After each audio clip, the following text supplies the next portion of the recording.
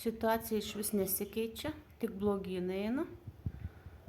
Badauskai suka elektrą atgal, šildosi pagalbinį namą, kuris 14 metų nėra matęs ugnies, visada su elektra yra. Buvo valandą laiką jungę su dujom pasišildyti, matėsi, kad veikia.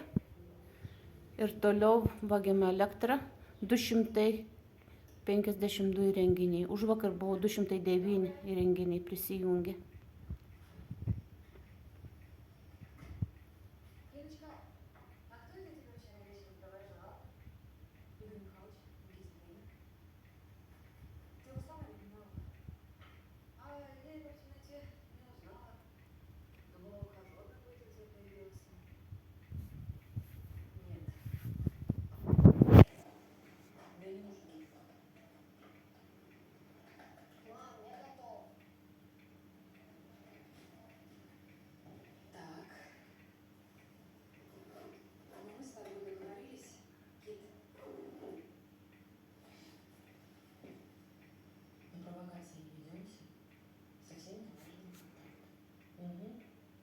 Politikai dangsto už pinigus nusikaltimą, įsimaiš vaikų teisės, kurias Badauskų paprašyti specialiai trukdavo net įsidarbinti.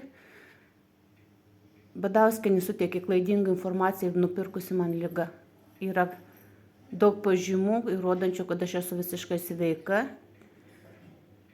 Ir byla suklastota, nes nusikaltimai toliau tęsiasi.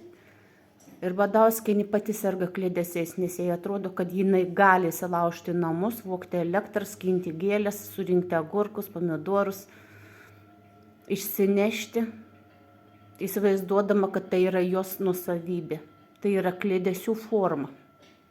Tai yra liga. Šitaip yra valdomi įrenginiai. Kaip matot, toliau yra vagiama, aukšta įtampa. Upsas aiškiai parodo, kiek yra apkrauta ir iki kokio lygiaus yra aukšta pas mus namuose įtampa.